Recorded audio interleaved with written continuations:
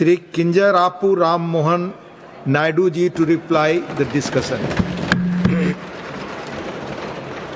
Honorable Deputy Chairman, sir, for giving me the opportunity.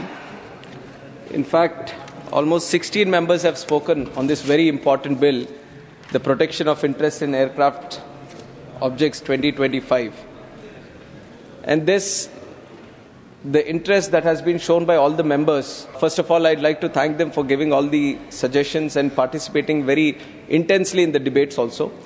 And there were discussions not only limiting us to the interests of the bill, but more than that.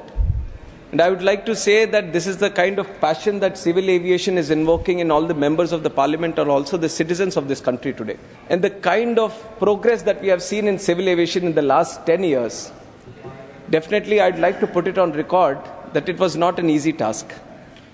And it was not a job of one day that we have done this thing, and that is why we are seeing so much growth. But I can say this definitely, even though it is not a one day's job, but it was the mission of one man who is the Prime Minister of this country, Narendra Modi ji.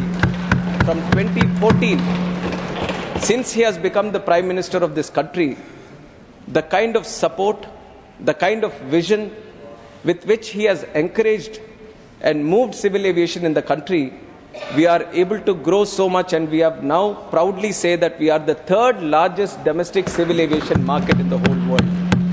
And I would like to also put some numbers. And I keep saying this everywhere, on every platform, including the parliament, while answering the questions and also when attending some important summits. One is in 2014, the total domestic passenger market that we had in the country, sir, is 60.7 million. 60.7 million domestic passenger market in 2014.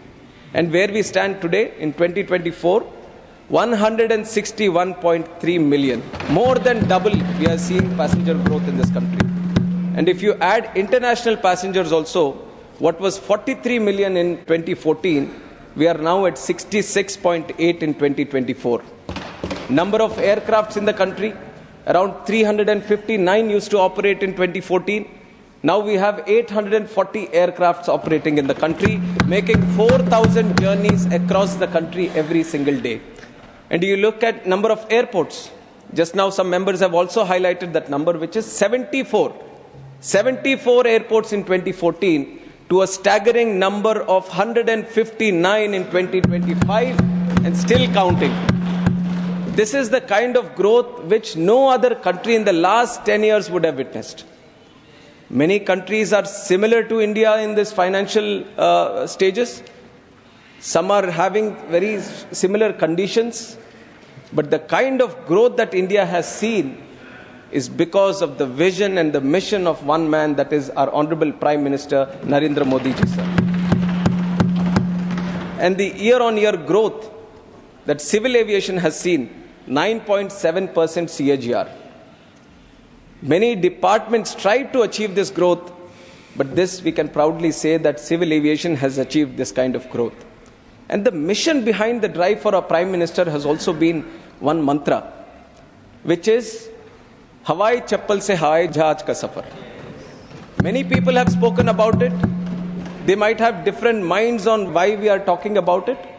But has that mantra ever been thought about before 2014? Why was it not spoken in such a way? Before 2014 also we had civil aviation in the country. We had planes moving in the country.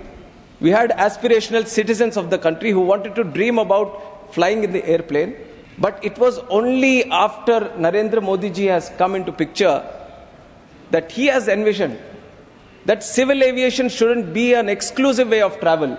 It should be an inclusive way of travel. Every one of the country should aspire to travel by air. And that is where this mantra has propelled the government to bring in many changes, to bring in many good schemes, so that we can bring the common man of this country, the ambitions, the aspirations, his dreams, just like how a flight takes off. Narendra Modi ji wanted to give the 140 crore people of this country the wings to fly, the wings for their dreams to fly in this country. And we have done that through the UDAN scheme, Ude Desh Ka Aam Nagrik, a revolutionary scheme. In the last 10 years, I would like to once again say that what we have done with civil aviation, this NDA government, what it has done in the last 10 years for civil aviation, it was not just renovation. There were many airports in the country we wanted to renovate, increase the capacity. But it is not just renovation, but what NDA government has done for civil aviation is it brought in a revolution in the country for civil aviation, and that is what we have proudly done. And the revolution is through the airports, through the airlines. And it was a very challenging period also. A couple of big airlines have exited the industry. Go Air, Jet Airways, they've gone bankrupt. And on the other side, you have seen COVID, which has hit majorly the civil aviation industry. At one point of time, all hundreds of planes moving in the country have just been grounded. And even with these kind of challenges, I have just given you the numbers on how exponentially civil aviation has grown in this country. So the support that our Honorable Prime Minister has given through his vision, I would once again use the floor of the House to thank him for continuously encouraging. And in fact, you would see that two ministers, we are both sitting here, Minister for Civil Aviation and Minister of State for Civil Aviation, Muralidhar Moholji, who comes from Pune. We are both very young today. And the reason our Prime Minister has given us the responsibility of driving civil aviation is because he feels that civil aviation requires young blood today. And whatever growth we have seen in the last 10 years, it's still the beginning. We need new ideas. We need new ways of dealing with this. We need harmonization with the international standards. And it is with that approach, the government is trying to keep the momentum that we have achieved in civil aviation and continue to move it forward. And one other major challenge that we see is, which also many people talk about, is the airfares. And airfares is not just an issue where we have a one single point of approach by saying that if this is what we can do, we can bring the airfares down. Civil aviation is a global subject today. A plane flies from here. We do domestic travel, but we do international travel also. Flights travel from Delhi to New York. Flights travel from Mumbai to Australia. So it is a harmonization that is required across the international jurisdictions. And it was in 2001, when aircraft leasing business was also growing, that was when the international leasing industries, airlines, governments, everyone came together that we had to do something more so that we can harmonize the whole industry around civil aviation across all the countries. And this was an issue which was majorly faced by the leasing industries because the lessor was sitting in one country, the banking sector was sitting in, the banking who was trying to facilitate the lease was sitting in another country, the airlines who wants to operate the airline is sitting in another country. And they all had multiple jurisdictions in their own countries trying to deal with this leasing business. And that became a challenge internationally for the airlines, for the industry, for the banking sector. So it was in 2001, the Cape Town Convention happened. And one of the reasons for this was just how to facilitate the leasing industry and bring all the countries on board and create a uniform legislation which everyone can follow. And there were three protocols which were discussed. One is regarding the space industry, one the railway industry, and the other one was the aircraft objects industry. And in 2001, the convention happened, the protocols were discussed, deliberated, and the protocols were also formulated. But India was not initially a signatory of this. 2001, everything happened. By 2005, the pressure was building up on India that they also had to assent to this protocol and convention, because the leasing business was growing at that time. And I have to tell you, it is a very price-sensitive industry, civil aviation. Now, we all want more planes to come into the industry, more planes to fly in our skies, but every plane is very, very expensive.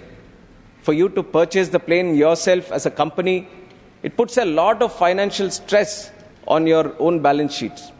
So, which was why there was a lot of encouragement towards the leasing industry. And around this time, 90s and 2000s, lot of the nationalization which was happening with the air carriers, they were all becoming privatized. I have many countries like France, British Airways, which the government was holding before, they all were privatized. And once privatization happened, the way they wanted to operate was through leasing models. And now in 2005, pressure started building up. India at that time was thinking how to get this Cape Town Convention into effect in India also. And it took the opinion of the Law Ministry at that time. And the Law Ministry was with the idea that we don't need to have a separate bill for this, a separate act in the country, but let us go with ratifying it through the cabinet itself. In 2007, cabinet happened, it was ratified. India signed the papers, it sent the declaration to the International Civil Aviation Authority. And by 2008, things were in place, but we didn't have a legislation yet. It was just we were a signatory to the Cape Town Convention and the aircraft protocol. And we had a small mechanism within ourselves that, okay, we are agreed to have this kind of systems in India. And things started happening. Leasing business grew. And in 2015, we have observed that there were some inconsistencies happening in the industry. 2015 SpiceJet, it had defaulted on a couple of lessors' payments at that time. So the lessors were very eager to get the money back. And they have this IDERA agreement, which actually gives them the right to take back the aircraft in case of any default of payments. But when they were trying to invoke the IDERA agreement, then the DGCA, which is the official authority to manage these kind of things, they were with the opinion that there was no legislation which was backing them to invoke the IDERA. So at that time, the easiest thing to do was to change the aircraft rules. So through the aircraft rules, DGCA was given the power to invoke the IDERA, and a temporary solution was formulated at that time. And in 2016, the Insolvency and Bankruptcy Code came into place, which was dealing with the insolvency and bankruptcy at a general blanket way of all the companies. And after that, in 2019, Jet Airways went bankrupt. But when Jet Airways went bankrupt and the NCLT wanted to put the moratorium, the lessors were a little bit aware of the picture, what might happen, and they invoked the IDERA and they took all the planes, deregistered them through the DGCA, and they took them back. So what could have been a very big problem at that time, because of the quick readiness of the lessors, we were able to avoid it. But still, the things were moving according to the rules and this just the general signatory that we have. And then Go Air also went bankrupt.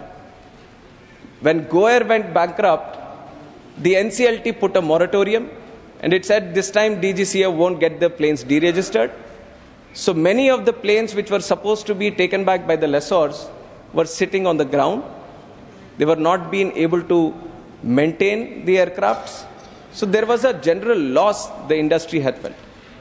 Now, over all these examples that I've mentioned, what was observed by the industry, the airlines, the banks, everyone was that there was no proper legislation in the country. There were a lot of inconsistencies happening. There were a lot of interpretations from different people in a different way. So there was no common legislation which was dealing with the leasing industry.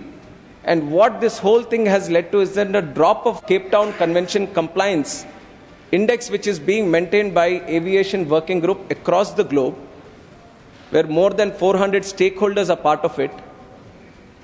And they maintain a score. And India's score went down to 50. Just to give an example on where we stand, Singapore has up to 92. US has around 90. So some of the countries who really regularly deal with this leasing industry, they try to maintain above 90. And we were suddenly dropped up to 50. Now what this created was a ripple effect that once the score goes down, the leasing costs go up because nobody finds it more attractive to come to India and lease their planes.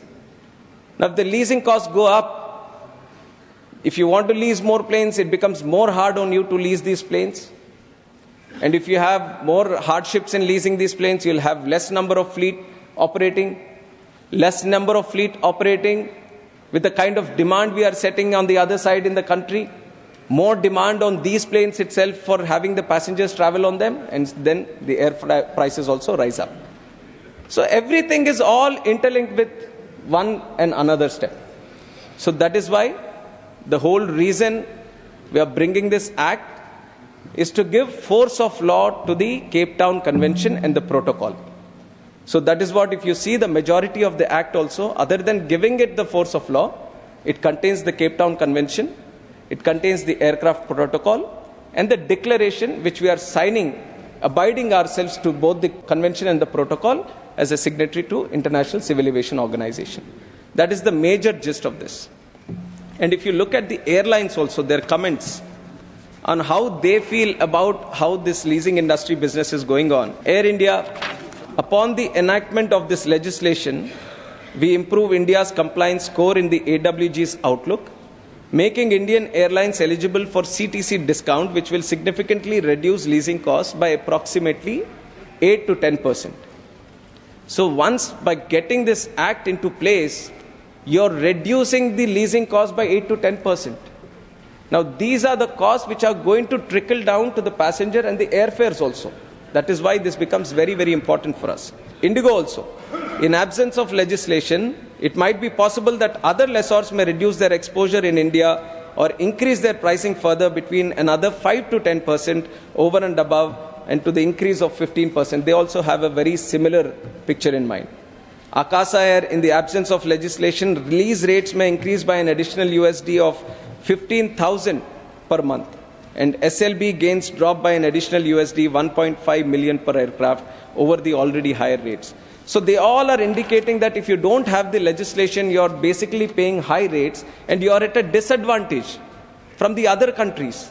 And this is the time when civil aviation is growing in India. You need to have proper legislations in place so that we can bring in more planes into the country. So this was the idea from the industry also, because one of the members asked how the industry is reacting, how the airlines are reacting to this legislation. So they are very eagerly waiting that as soon as we pass this bill here and in the Lok Sabha and becomes an act, they will be getting the advantage, and through which they can trickle down the advantage to the passengers of this country. And more than that, sir, I have talked about the AWG score also, which is up to 50 now. There is a slight improvement up to 62. But we are aiming to reach up to 90 so that the leasing business also flourishes. And also with the support of our Honorable Prime Minister, Gift City, which was done in Gujarat, we also have a specific incentives that were given so that we can have the leasing industry in the country itself. Now, one, you can have the leasing industry outside where Ireland takes a very good advantage. Ireland has a very good leasing industry hub in the whole world. Dubai has also taken a certain lead in that industry. Singapore also has taken a certain lead in this industry. And now our Honorable Prime Minister has come to the thought that why shouldn't we have our own leasing industry? We are leasing so many planes every year.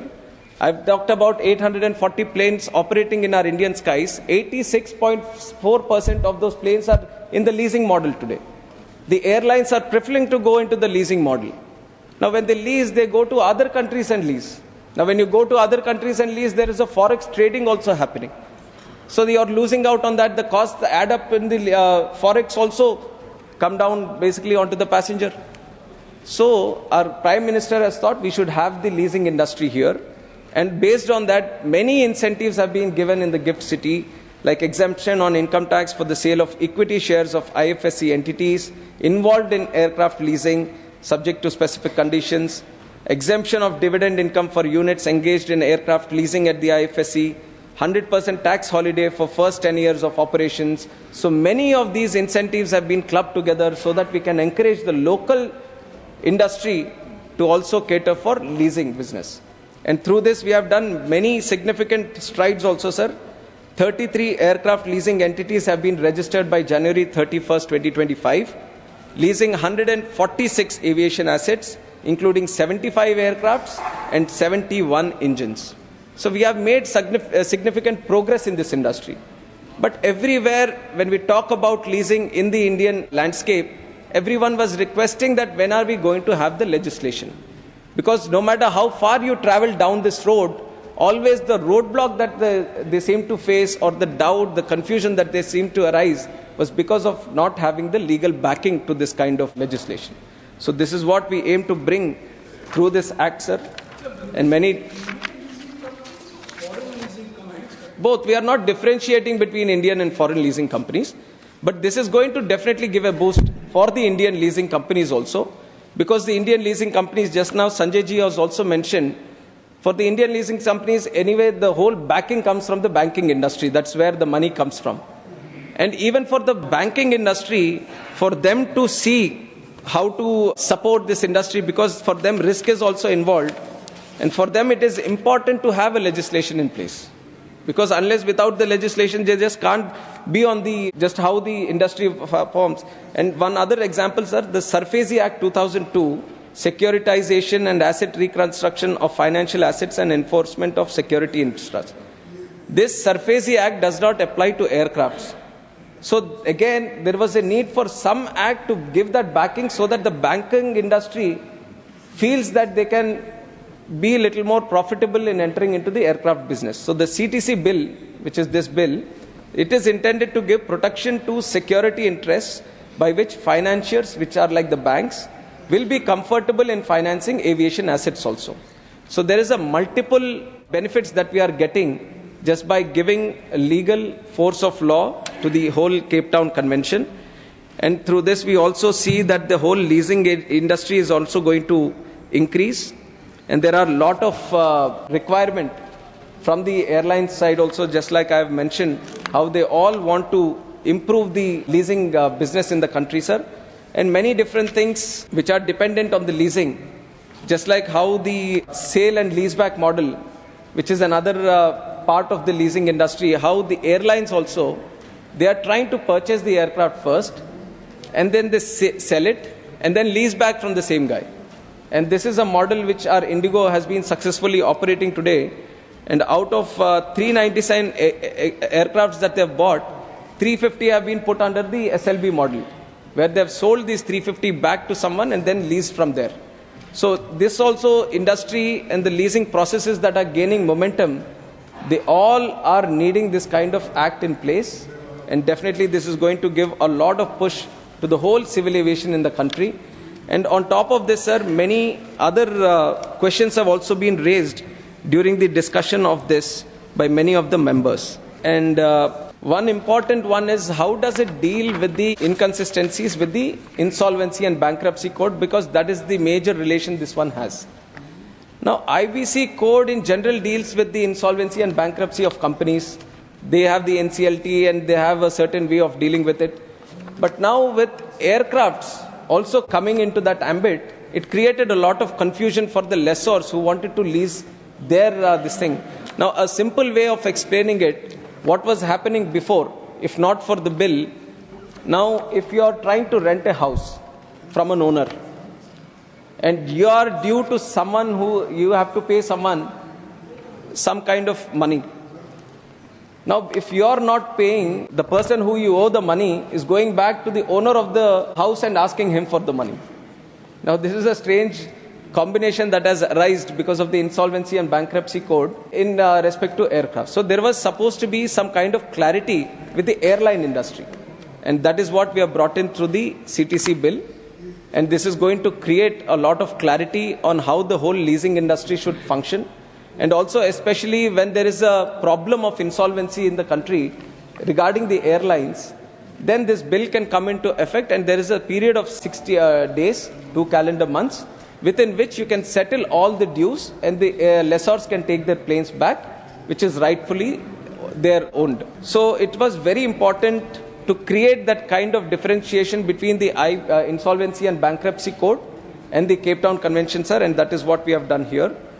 And how are the domestic laws protected under this bill? Sir, this bill gives force of law to international obligations of India arising from the accession of convention and protocol, like I've already said. And it has also been provided that the bill, in addition to the provisions of the bill, provide adequate protection to the existing domestic laws by overriding only such provisions which are inconsistent with the already exceeded treaties. So it is not going into any domain which is not related to aircraft objects.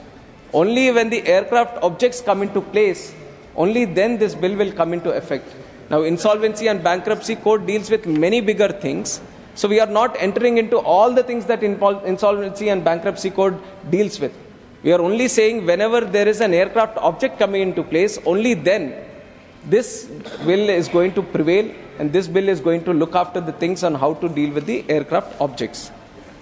And sir, how just now Jairamji has also asked about international and domestic lessors, that we have answered that there's no differentiation. Lessors is a lessor, and from our side we want the domestic lessors also to come more and more. And this bill is going to give that kind of strong protection for the domestic lessors also, so that they can come into the industry. And how does it protect the smaller airlines? Now, just like I said, if the leasing industry improves, even for the smaller people running smaller aircraft, smaller airline operators, they also will find it more and more incentivized for them to lease planes. Without this, just with the compliance report very low, the CTC index very low, it becomes very hard for the smaller people also to lease any plane. Now with this, the smaller airlines can lease much higher number of planes, and then with the more number of planes, automatically gives a boost to both the airline operators and also the civil aviation market. Now what is the role of DGCA in all of this? And through the bill only we have mentioned, sir, DGCA becomes the domestic registry. There is an international registry at the ICAO, and also domestic registry is going to be maintained by the central government, especially the division of DGCA. And now through the bill we have also created a provision that all the airline operators regularly have to intimate the DGCA on how many dues are still pending with what kind of lessors, on plane basis. Not just overall from the airline point of view, but plane by plane, whatever anyone is leasing from any lessor, they have to periodically intimate the DGCA. They have to keep a list of all the dues they have with all the lessors. That registry is going to be maintained. And even for the lessors, they have to also continuously intimate about the activity that they are doing in the country also, sir. So this will create a lot of security for both the lessors and the lessees, and the overall aviation market also, because there has been a lot of confusion in this area. It has been a grey area for some time, and now with the bringing of this bill, definitely it is going to create a lot more clarity, and we hope this is going to give a lot of push for the leasing industry, which is the need of the hour. There is an immediate need for this bill to be there in the industry, sir, and it is with this speed that we wanted to bring it. And I am very happy that many of the members who have spoken of this bill understand the seriousness of this, and they have supported it. And there have been many members who have taken the opportunity of this bill to talk about some local issues, some of their airport issues, some of the connectivity issues also. And it is very difficult to answer each and every person individually, but I'd like to mention some states. One was Bihar, which they have mentioned about not having an international airport other than Gaya International Airport. I'll come to some of the states. Bihar has a very peculiar situation, sir. Bihar has Patna. In the capital city, there are two airports at present. One is the Patna airport and also Beta airport, which we are trying to develop, which is a civil enclave. It's an Air Force airport, and we have taken some land and we want to develop. But even though they both will be operating, we can't do international planes because of the fixed runway length that is there. We can't do wide body aircrafts there, which is why, in the interest of the Bihar and the citizens there, we want to create an international airport. And I would like to thank the Honorable Finance Minister for specifically mentioning it in the budget that we will be creating an international airport near Patna in Bihar. And from our side, civil aviation side, we are looking at all the possible locations, and we'll choose one of the best location, which is near Patna, and from where international planes can fly from the city of Patna, and that is the intention with which we are looking at. I know this is the most interesting aspect, sir. The bill is there definitely, yes. But the aspirations is for the local demand and the local airports. And other than this, the Darbhanga airport we are developing with a cost of more than 1400 crores we have put in. The work is going on. Purnia airport also we are developing right now, sir. There has been a cooperation from the state government in respect to land that is required. We are presently constructing it. And by August or September, we see that the terminal is going to finish. And definitely we are going to start operations from Purnia airport also. And we have already started building also. And then we have other airports, sir. Let me take the state of Telangana now. Telangana, we have taken a historical decision of granting permission, site clearance also for in principle approval for airport in Warangal, sir. Warangal used to be one of the biggest airports in the country pre-independence era. And after some time, there used to be Vaidut Airlines also, which was flying from there. But because of lot of different reasons, the airport stopped functioning in 1980s sometime. And since then, there has been a strong demand from the locals there to start the airport. And now, with the support of state government, with the proper vision of the central government, we were able to grant the site clearance, and very soon we are going to start the work in Warangal airport also, and we plan on building one of the best airports in the country in Warangal also, sir. And the Telangana government also has a demand for many other areas. And with the cooperation and support from the state government, we are going to see if we get the required piece of land in the required area, then definitely all the other areas also, sir, we'll definitely look into it. And also the state of Kerala. Kerala, I'm coming to you, sir. Kerala, one Kannur airport, right from Chief Minister to members here, both Lok Sabha, Rajya Sabha, they've been asking for point of call from that airport. Kerala is the only state where they have 3 airports which already have point of call. One is the Trivandrum, Kochi and Calicut. And properly flights are going international, and some domestic also are flying from Kannur airport also, sir. Point of call, definitely there are money requests from across the country also. We need to have a balanced approach for all the other states. So definitely we will look into it, but it has to be a balanced approach considering all states. The only thing that the government has here, and I'll be very honest and open with you, sir, 2 things is, one, we want to have our own Indian airports to function as hubs. Now you see in the Gulf, Singapore, Turkey and all these countries, they are trying to grow their own airports at the cost of our Indian airports, because they are trying to take the passenger traffic from here, take them to their own countries, and from there they are trying to connect to the whole world. What we want to see is India have its own hubs in the country itself so that they can also flourish. Now we are at a strategical location for the east and the west, where people from the west can use India as the hub. Now unless we try to improve the hub situation in the country, you can't be able to facilitate for that. And if you start diverting our traffic to all other areas, then it becomes very difficult for our Indian airports to grow at that stage. And the second thing is, we want to protect the Indian carriers who are operating from India, sir. So we have an obligation that we want to improve the Indian carriers also. So it is with these two situations. It is with these two situations that we need to have a very balanced approach when we think about giving a point of call for a new destination. But I agree to the demand, because this is a demand which has been there across the country. Mr. Rahim, and we are going to see what best we can do. We have done a lot for the state of Kerala also, sir, and we'll continuously keep doing so. Our support for Kerala is continuously going to be there from the Ministry of Civil Aviation. We want all the airports to grow. And one challenge, what the Hajj that has been done, which has been mentioned, sir, the Hajj, every year there is a tender by the Ministry of Minority Affairs from all the airports on how many people need to be carried to the Hajj. And now what happened here is the tender, the bidding which was happened is at that level. It's a very transparent and accountable way of dealing with this Hajj thing. And that is how the bidders came in, and it was through the process how they were selected. But one interesting thing, Calicut, the runway we are trying to extend. Once the runway is extended, then you can have the wide-body aircrafts also there today, and we'll get back to the situation before. Because of one incident which happened at the Calicut airport, we didn't want the tabletop airport to be there like that. We wanted to extend the runway, and the ministry is continuously reviewing the situation, and we want to get the work done as soon as possible, which is going to improve the airport situation in Calicut also. And other than that, Bhubaneswar, our people from Odisha have also requested for many other airports. Many other airports have also been mentioned. Sir, all the airports, whatever we are getting requests, we are thoroughly assessing. The only thing is, we see the feasibility, economic feasibility, and also the technical feasibility of the land, and then we start moving in, sir. And now I've told already that from 74 we have moved on to 159. And only because of the support that Ministry of Civil Aviation is able to give, we have been able to increase. We are not restricting people from not having airports, but definitely the support has to come from the state government also in starting to provide the land. And now today we are also seeing that the major cities like Bangalore, Delhi, Mumbai, Chennai, Kolkata, all these require second airports, sir. We have come to that stage where all the metropolitan cities are getting saturated and require new airports. Now Mumbai, the existing airport is there, Santa Cruz, and now we are building Navi Mumbai airport. Now Delhi, including the RGI airport, we have Jewar International Airport, which is going to come up. Now Bangalore has already been discussing for new airport in Bangalore, and the state government is proactively moving in selecting some sites for that. And on top of that, sir, please take your seat. Bhubaneswar is also trying to have an additional airport in Puri.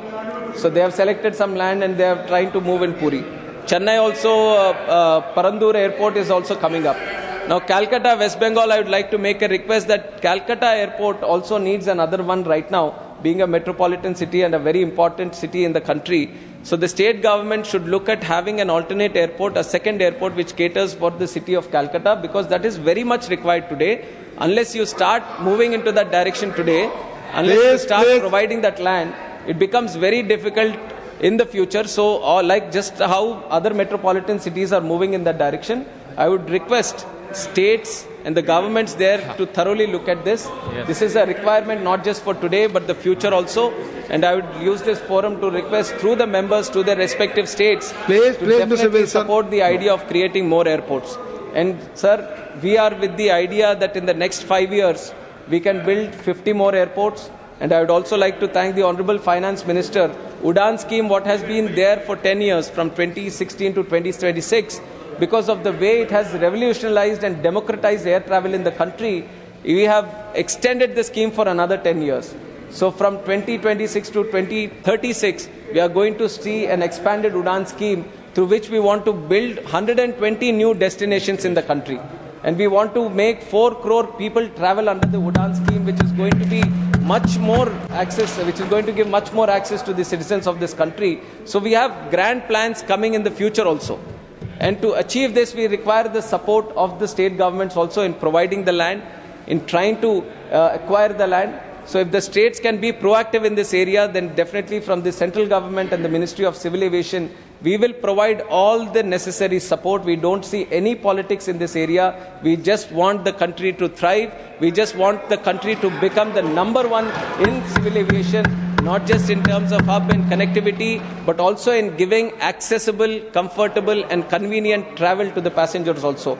And one initiative we have started under the UDAN scheme, sir, we have connected the unserved and underserved airports of this country. Where there were no flights traveling at all, there was a challenge on how to connect these airports, and it was through that vision the UDAN scheme came into place. And after UDAN scheme came into place, we have started more than 642 routes in this country where no planes were operating. No planes were trying to take up those routes. But through the viability gap funding under UDAN scheme and developing of those airports and creating that infrastructure so that people and planes can move from that area, we have been able to start 600 more routes in that selected this thing. And now we have taken certain inspiration from UDAN scheme also. Now you may agree or not agree, some people in this house, but after the involvement of the UDAN scheme, lot of the lower middle class and a lot of the people who are migrant laborers working in different countries, they have all started to use air travel. What used to be a travel by train, they are starting to use. And now there has been a lot of debate on the prices in the airports also, on how. And taking inspiration from the UDAN scheme, we have started UDAN Yatri Cafe in the airports also, where water bottle we are providing for 10 rupees, tea coffee for 20 rupees, samosa for 20 rupees. This is the first kind of initiative, and I don't think even the railways will have these kind of prices what airports are trying to give today. We have started in Kolkata, which is doing record number of sales. We have started in Chennai, we have started in Ahmedabad, we are starting in 8 more airports, and we want to do it in each and every airport of this country. Each and every airport of this country, we want to have a stall where at least if someone wants to buy something, he doesn't feel that I can't have anything here. We want to create at least, even though airports are supposed to be facilitating for the travel, we are ensuring that at least in this sense, we have to make sure that he doesn't go hungry at the airport, and we are creating these UDAN Yatri cafes, which has been successfully done in the initiative, and in the future we are going to make it possible in all these things. And when it comes to airfare, I know it is a very contentious topic of discussion for all the members. I already told you that when it comes to airfares, it is a work in progress and a lot of things need to come into place. If you try to break up the airfare itself, there will be hundreds of things which try to affect the airfares, right from the fuel prices, right from the kind of leasing charges that are taken, and the MRO costs that are involved, and the kind of people that get involved in maintaining the aircraft. So many things are there. So capping the airfares and trying to have a one-stop approach is not followed by any country. We are trying to follow what the market dynamic fare pricing, and definitely inside that, if there is anything which malpractices are there, or misusing or misutilization or taking advantage of the market is there, definitely the Ministry of Civil Aviation is going to take necessary actions. We are going to ensure those kind of situations doesn't arise. But to create a balance between the industry and between having the planes run, having the airlines also run in the country and providing those connections, it is important for us to have a balanced approach in all of this, sir. And you've seen that all the airlines, if you look at their financials, all of them, except for Indigo, all of them are in negative right now, their balance sheets. So it is important to see that the airlines also perform. If you take out one airline, let us say if you make it non-viable for one airline, if they go bankrupt, and if 200 of their planes don't perform in the country, and how many cities get disconnected now? How many of the routes don't get facilitated now? So it is important for us to think on a long term and try to see how collectively we can grow so that the airfares are also reasonable, the air travel continuously grows, and also the industry creates a lot of job creation for the youth who are very passionate about civil aviation in the country. And I would once again, on behalf of myself and the MOS, Muralidhar Mohalji, would like to request the House in their full-fledged support in this, sir. And I would also like to, because ex-Prime Minister Devegowda Please, sir, Mr. Wilson, for Hassan Airport, this is not proper. For Hassan Airport, we are continuously trying to push it from our side, sir. State government needs to also step up in that area, and we are trying to do our best so that we can complete it on time. So I just wanted to give these remarks to the Honorable ex-Prime Minister. With this, I would like to ask for each and everyone's support in this bill, sir. This is a very important bill which the industry needs today, and everyone, each and everyone from the industry is going to appreciate the way this is going to change the aviation landscape in the country. So once again, I would like to sincerely request for the support. With these words, I would like to... Thank you. Shri Kinjarapu Ram Mohan Naidu to move that the bill be passed. Sir, I move that the bill be passed. Motion moved that the bill be passed. The question is that the bill be passed. Those in favor will please say aye. Aye. Those against will please say no. I think the ayes have it, the ayes have it, the ayes have it. The bill is passed.